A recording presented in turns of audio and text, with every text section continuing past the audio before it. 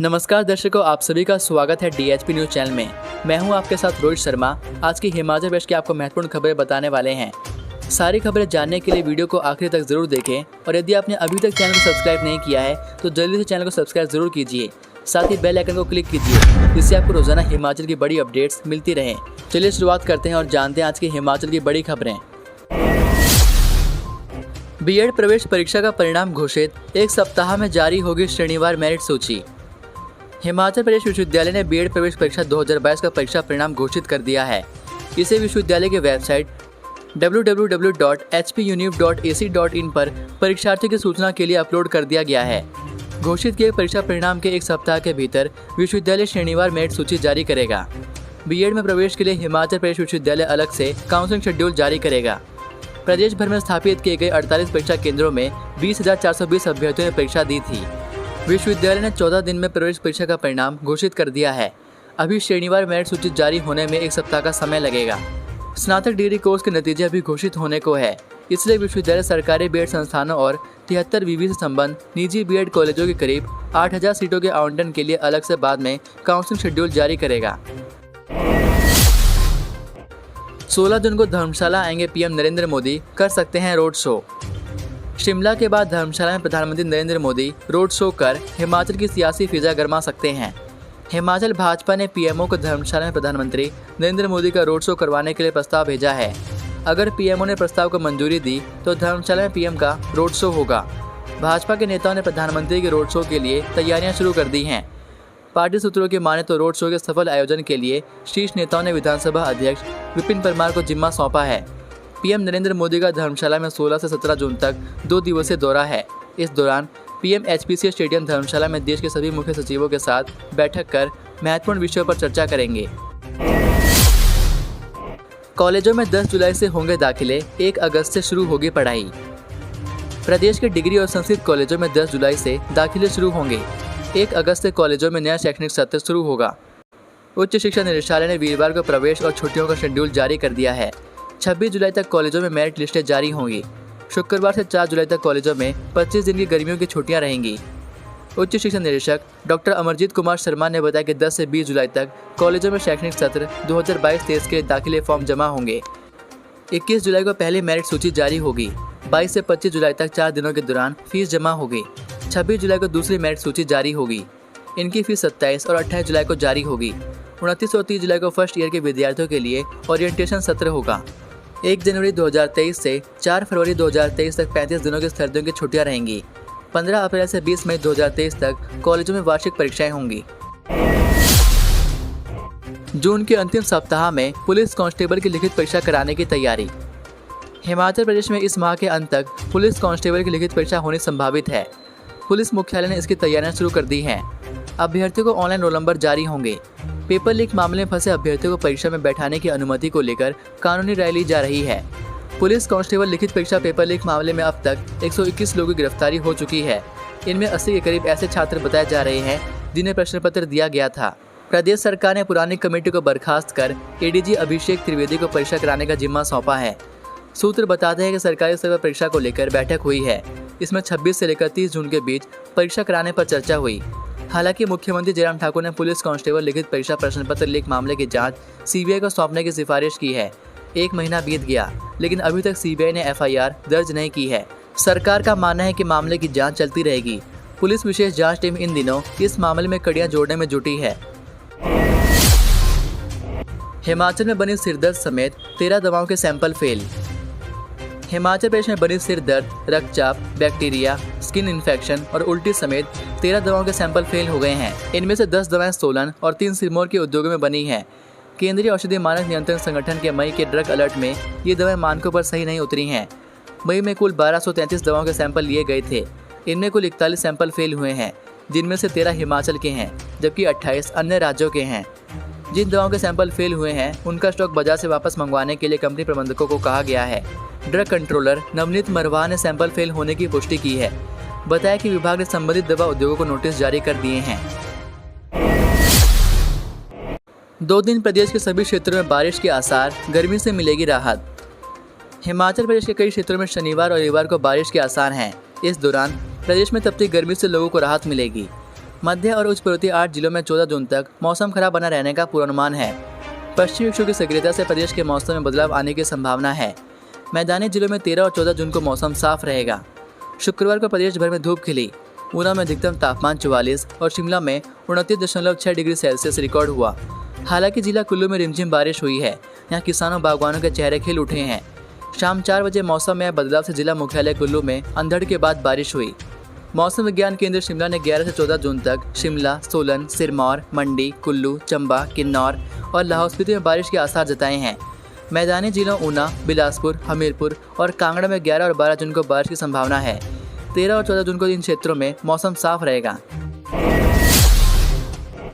विधायक के सामने ग्रामीणों ने उखाड़ी टारिंग, अफसरों को सुनाई खरी खोटी। रेणुका बिरला वाया तिरमली सड़क पर हो रही टारिंग की घटिया गुणवत्ता को लेकर दूसरे दिन भी ग्रामीणों ने प्रदर्शन किया। ग्रामीणों ने विभागीय अधिकारियों का घेराव करने के साथ विधायक के सामने ही उन्हें खरी खोटी सुनाई। शुक्रवार सुबह विधायक विनय कुमार भी मौके पर पहुंचे। उन्होंने अधिकारियों से जवाब तलब किया। उन्होंने अधिकारियों को निर्देश देते हुए कहा कि सड़क पर टारिंग का कार्य पूरी गुणवत्ता के साथ किया जाए, वरना ग्रामीणों के साथ उन्हें भी आंदोलन का रास्ता अख्तियार करना पड़ेगा। इस दौरान महिलाओं ने विधायक के समक्ष ही सड़क की 3 दिन पुरानी टारिंग को अपने हाथों से उखाड़ कर दिखाया। यह देख विभागीय अधिकारियों के पसीने छूट गए। विधायक ने कहा कि 3.5 करोड़ की लागत से 8 किलोमीटर लंबी इस सड़क को पक्का करने का कार्य बमुश्किल हो रहा है। इस कार्य में लापरवाही बरतने के साथ नियमों के विरुद्ध कार्य किया जा रहा है। वहीं अब सिरमौर जिले के ददाहू बिरला वाया तिरमली सड़क पर की गई टारिंग की जाँच होगी। जाँच में गड़बड़ी पाए जाने पर अधिकारियों और ठेकेदार के खिलाफ कार्रवाई होगी। अटल टनल रोहतांग में ओवरटेक करते टकराई 5 गाड़ियां। अटल टनल रोहतांग के भीतर ओवरटेक के 2 मामलों में 7 गाड़ियों को नुकसान हुआ है। पहले मामले में वीरवार रात को पंजाब के एक वाहन चालक की ओर से ओवरटेक करने से हादसा हुआ है। इसमें 5 गाड़ियां टकरा गई। उधर शुक्रवार को भी ओवरटेक करते 2 वाहन टकराने से उनको नुकसान हुआ है। हालांकि हादसों में कोई हताहत नहीं हुआ। पुलिस ने लापरवाही से वाहन चलाने और टनल के भीतर ओवरटेक नहीं करने के नियम की अवहेलना करने पर चालक के खिलाफ मामला दर्ज कर छानबीन शुरू कर दी है। टनल में लगे सीसीटीवी की फुटेज को भी खंगाला जा रहा है। हिमाचल में पहली बार पैरा मोटर की सफल उड़ान, पर्यटन को लगेंगे पंख। हिमाचल के मैदानी क्षेत्रों में पहली बार पैरा मोटर का लुत्फ भी लिया जा सकेगा। ऊना के अंदरौली में इस साहसिक खेल के लिए पहली बार सफल उड़ान हुई है। उड़ान भरने के लिए ढलानदार पहाड़ी की जरूरत पैरा मोटर में नहीं रहती है। यह हिमाचल के मैदानी क्षेत्रों के लिए पर्यटन के लिहाज से बड़ी सौगात होगी। गोविंद सागर झील किनारे अंदरौली में भी पैरामोटरिंग करवाने की तैयारी चल रही है। एमएमयू और मेडिकल कॉलेज ने 1200 प्रशिक्षुओं से डकार ली 103.96 करोड़ अतिरिक्त फीस। आयोग ने लगाया 45 लाख जुर्माना। महर्षि मार्कंडेश्वर विश्वविद्यालय और मेडिकल कॉलेज सोलन के खिलाफ करीब 1200 एमबीबीएस विद्यार्थियों से 103.96 करोड़ रुपए की अतिरिक्त फीस डकारने के आरोप साबित हुए हैं। राज्य निजी शिक्षण संस्थान विनियामक आयोग की अदालत में वीरवार को मामले की सुनवाई के दौरान विश्वविद्यालय और कॉलेज प्रबंधन को दोषी ठहराते हुए अधिक वसूली फीस वापस करने के निर्देश दिए हैं। वहीं दोनों पर 45 लाख का जुर्माना भी लगाया गया है। जुर्माने की राशि 3 माह में जमा करवाने के लिए कहा गया है। अतिरिक्त वसूली गई फीस वापस लेने के लिए शैक्षणिक सत्र 2013-14 से 2019-20 तक एमबीबीएस करने वाले विद्यार्थी विश्वविद्यालय और कॉलेज प्रबंधन के पास आवेदन कर सकते हैं। वर्ष 2021 के दौरान आयोग के पास इस मामले को लेकर शिकायत आई थी। दीक्षांत समारोह में बोले राष्ट्रपति, तिरंगे के लिए जान देने वाले बलिदानियों की धरती है हिमाचल। राष्ट्रपति रामनाथ कोविंद शुक्रवार शाम धर्मशाला में हिमाचल प्रदेश केंद्रीय विश्वविद्यालय के सभागार में आयोजित 6ठे दीक्षांत समारोह में पहुंचे। इस दौरान गरिमापूर्ण समारोह में 10 मेधावी छात्रों को उन्होंने स्वर्ण पदक प्रदान किए। राष्ट्रपति ने इस दीक्षांत समारोह के अवसर पर सभागार में उपस्थित लोगों को संबोधित भी किया। राष्ट्रपति ने अपने संबोधन में कहा कि मुझे यह जानकर प्रसन्नता हुई है कि आज के पदक विजेताओं में बेटियों की संख्या बेटों की तुलना में दोगुनी है। समान अवसर मिलने पर हमारे बेटों की उपलब्धियां बेटों की तुलना में कई अधिक होती है। इस तथ्य में हमारे देश व समाज के विकसित स्वरूप की झलक भी दिखाई देती है। वहीं राष्ट्रपति रामनाथ कोविंद ने हिमाचल की धरती को वीरों की धरती बताया। उन्होंने कहा कि हिमाचल प्रदेश की यह धरती तिरंगे के लिए जान न्यौछावर कर देने वाले बलिदानों की धरती है। धर्म अर्थात कर्तव्य का स्थान धर्मशाला, शक्तिपीठों तथा आध्यात्मिक केंद्रों की भी स्थली है। इस पावन भूमि को मैं नमन करता हूँ। राष्ट्रपति रामनाथ कोविंद शनिवार को मनाली और लाहौल घाटी के दौरे पर आ रहे हैं। उनके आगमन को लेकर मनाली से लेकर लाहौल के सिसु तक सुरक्षा के कड़े प्रबंध किए गए हैं। राष्ट्रपति के दौरे के समय सभी प्रकार की मूवमेंट पर रोक रहेगी। हिमाचल पुलिस ने 500 से अधिक जवानों को सुरक्षा के लिए तैनात किया है। शनिवार को लाहौल से लेकर मनाली तक के दायरे में पैराग्लाइडिंग, ड्रोन उड़ान जैसी गतिविधियों पर प्रतिबंध रहेगा। लाहौल और कुल्लू प्रशासन ने इसकी पहले से ही अधिसूचना जारी कर दी है। नौकरी चाहिए तो 17 को आए चंबा, 1150 पदों के लिए होंगे कैंपस इंटरव्यू। हिमाचल में नौकरी की तलाश में जुटे युवाओं के लिए राहत भरी खबर है। जिला चंबा में 17 जून को कैंपस इंटरव्यू के माध्यम से युवाओं को नौकरी दी जाएगी।